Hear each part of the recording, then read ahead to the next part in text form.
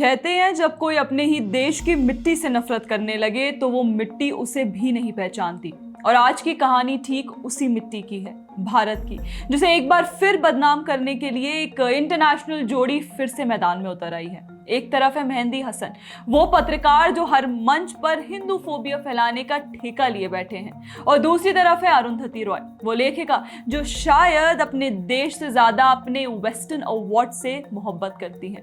हाल ही में मेहंदी हसन को दिए इंटरव्यू में अरुंधति रॉय ने वही पुराना एल्बम चलाया, भारत फांसीवादी है, हिंदू नफरत फैलाते हैं, कश्मीर पर अत्याचार हो रहा है, यानी वही घिसा पिटा नैरेटिव जो पाकिस्तान के न्यूज चैनलों से लेकर बीबीसी तक हर जगह गूंजता रहा है। तो शुरुआत हुई बाबरी मस्जिद से। रॉय बोली, मैंने अडवाणी की रथ यात्रा देखी थी, वहां नफरत फैलाई जा रही थी।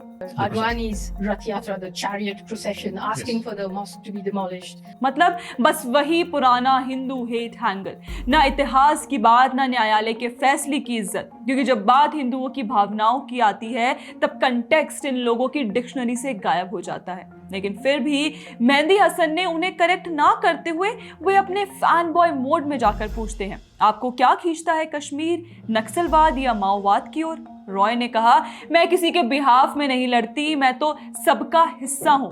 वाह मोहतरमा, मतलब एक हाथ में पेन और दूसरे में झूठ की तलवार। जहां भी देश के खिलाफ नैरेटिव बनना हो वहीं पार्ट ऑफ इट ऑल बन जाना। और ये तो आपकी फितरत रही है हमेशा से, ऐसे ही थोड़ी ना हमने आपको अपनी पिछली वीडियो में होम ग्रोन मेड्यूसा का खिताब दिया था, और आप किस किस के बिहाफ पे और आज तक किस किस सेलेक्टिव नैरेटिव के लिए लड़ी हैं, ये बात तो किसी से छुपी नहीं। बल्कि यहाँ जिस पिछले वीडियो का मैंने रेफरेंस दिया उसमें ये स्पष्ट रूप से मैंने बताया था कि कैसे वो आप ही थी जिन्होंने कश्मीर को भारत का हिस्सा मानने से इनकार किया, गोवा लिबरेशन को अपर कास्ट हिंदू स्टेट द्वारा अटैक बताया, नक्सलियों को हीरो बताया, अफजल गुरु के लिए आंसू बहाए और गुजरात दंगों पर सिलेक्टिव आउटरीच किए।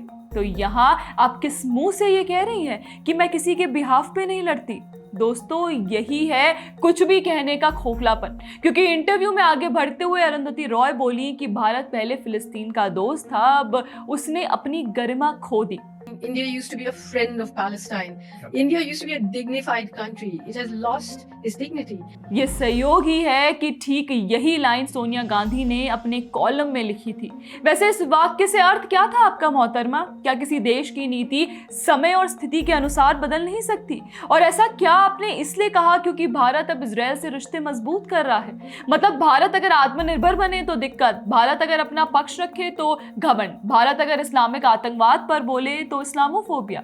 आखिर आप और आपका वामपंथी इकोसिस्टम चाहता क्या है? मतलब मोदी जी क्या अब आपसे पूछकर नीतियां बनाएंगे? नीति बनाने का मैंडेट तो उन्हें देश के नागरिकों ने दिया है। कृपया सिलेक्टिव आउटरीच की आड़ में आप ऐसे विदेशी मंचों पर जाकर अपने देश को बदनाम ना करें, वही बेहतर होगा। पर क्या कर सकते हैं ना, आप जैसा अर्बन नक्सली अपनी आदतों से मजबूर है। कुछ वैसे ही जैसे रॉय ने यहाँ वो कहा जो शायद वो खुद भी नहीं समझ पाई। उन्होंने अफजल गुरु को अफजन गुरु कहा और बताया कि वो जेल में मिली एक महिला से। मतलब तथ्य ऐसे उड़ गए जैसे दिल्ली की हवा में धूल। और आगे बोली, अफजल गुरु को समाज को खुश करने के लिए फांसी दी गई। शायद उन्हें ये याद नहीं कि 2001 में भारतीय संसद पर हुआ हमला देश की आत्मा पर हमला था, और पाकिस्तानी आतंकवाद संगठन जैश ए मोहम्मद और अफजल गुरु का ही इसके पीछे हाथ था। तो उसको फांसी मिलना कोई समाज को खुश करने के लिए नहीं, बल्कि अपनी मातृभूमि की रक्षा और अफजल गुरु जैसे आतंकवादी को सजा देने के लिए किया गया। पर आपके लिए तो आतंकवादी भी विक्टिम है, बस अपना देश ही कल्प्रिट है। दोस्तों, आगे चलते हुए रॉय ने फिर बॉलीवुड और मीडिया को भी नहीं छोड़ा। बोली, बॉलीवुड और main stream media lynch mob leaders बन चुके हैं। Bollywood and the mainstream media, TV anchors, they're like lynch mob leaders sometimes, you know. मतलब अब गोदी मीडिया के तकिया कलाम के साथ साथ अरुंधति ने उस इंडस्ट्री को भी अपना टारगेट बना दिया जिसने भारत का नाम दुनिया में रोशन किया। वो भी अब उन्हें फांसीवादी लगती है। क्यों? क्योंकि वहां अब भारत की बात होती है, हिंदू संस्कृति की बात होती है। अरुंधति रॉय जान चुकी हैं कि बॉलीवुड भी अब धीरे धीरे फिक्शनल से फैक्चुअल की तरफ शिफ्ट हो रहा है, तो इस बात पर अब उन्हें मिर्ची लग गई। बाकी इंटरव्यू में आगे कहते हुए अरुंधति रॉय ने हिंदुओं पर कटाक्ष करते हुए अपना मन पसंदीदा डायलॉग मार ही दिया, ये कहते हुए कि हिंदू राष्ट्रवाद और जियोनिज्म साथ साथ चलते हैं, ब्राह्मण अपने आप को चुना हुआ मानते हैं, इसलिए फासिज्म आसान है। मतलब वाह रॉय जी, हिंदू दर्शन को, उपनिषदों को और शांति के प्रतीक धर्म को आपने फासिज्म कह दिया, वो भी बैठे बैठे लंदन के स्टूडियो में, जहां आपके लिए ताली बजाने वाला ऑडियंस पहले से तय होता है। इसके अलावा अपनी वामपंथी विचारधारा को आगे रखते हुए अरुंधति रॉय ने दावा किया कि भारत में मुसलमानों को मारा जा रहा है, महिलाओं से बलात्कार के नारे लगाए जा रहे हैं, यानी जमीनी सच्चाई से कोई वास्ता नहीं, बस ट्विटर वाले र्यूमर फैक्ट्री का कच्चा माल लेकर इंटरनेशनल प्रोपेगेंडा में डाल देना। डरा हुआ मुसलमान वाला वही पुराना घिसा पिटा नाटक जिस पर तो अब लोगों ने विश्वास करना बंद कर दिया है। अब इसी कड़ी में आगे चलते हुए रॉय कहती हैं कि भारत मुस्लिमों के लिए इंटर्नमेंट कैंप्स बना रहा है, ये दिखाने के लिए कि आप सेकंड क्लास सिटीजन्स हैं। मतलब झूठ का नया वर्जन देखिए दोस्तों, सीए को समझे बिना, एनआरसी को जाने बिना, बस वही पुराना लाइन कि India is becoming Nazi Germany. और जितना योगदान अरुंधति रॉय ने भारत के खिलाफ सेलेक्टिव प्रोपेगेंडा फैलाने में दिया, उतना ही योगदान मेहदी हसन द्वारा कठिन सवाल ना पूछकर और रॉय की हाँ में हाँ मिलाकर दिया गया।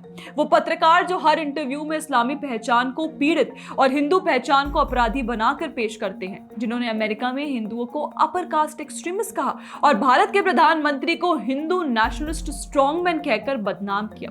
यानी पत्रकारिता नहीं, मेहदी हसन जैसे लोग एक्टिविज्म का मुखौटा पहने एजेंडाधारी हैं। और इसके बाकी करतूतों की जानकारी अगर आपको चाहिए तो आप हमारे द्वारा बनाया गया ये सेगमेंट देखिए।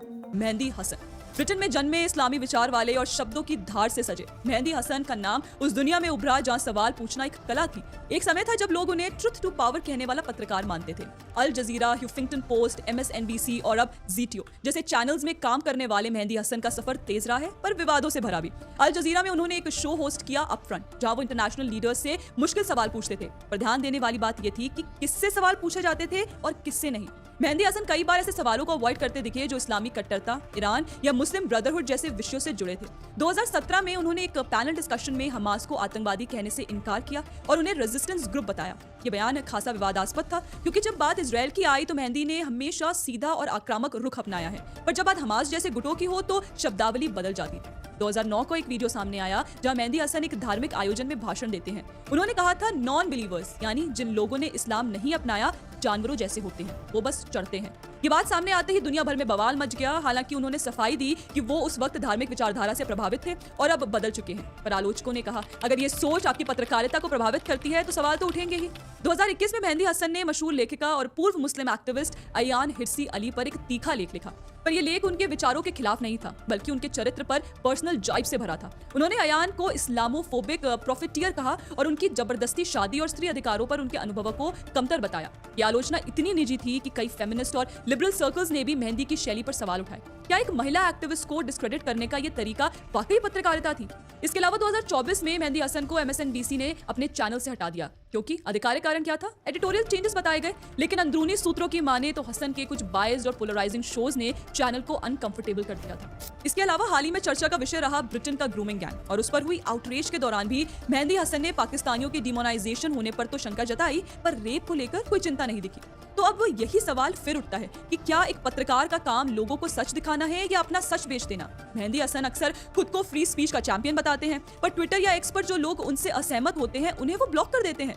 तो सवाल अब ये भी है कि क्या मेहदी हसन सिर्फ सवाल पूछते हैं या फिर चुनकर जवाब छांटते हैं? बाकी अरुंधति रॉय और मेहदी हसन को ये इंटरव्यू सिर्फ एक बातचीत नहीं लगा, ये भारत के खिलाफ एक सुनियोजित नैरेटिव था, जहां हर तथ्य को तोड़ा गया, हर भावना का मजाक उड़ाया गया और हर उपलब्धि को फांसीवाद का नाम दिया गया। क्योंकि इस इंटेलेक्चुअल एलीट के लिए भारत तभी अच्छा है जब वो गुलाम हो, कमजोर हो और अपने ही धर्म से शर्मिंदा हो। शायद रॉय को समझना चाहिए जिस देश ने उन्हें नाम, पहचान और मंच दिया वो फांसीवादी नहीं बल्कि सबसे सहिष्णु सभ्यता है, क्योंकि भारत नफरत नहीं सिखाता, भारत कहता है सत्यमेव जयते।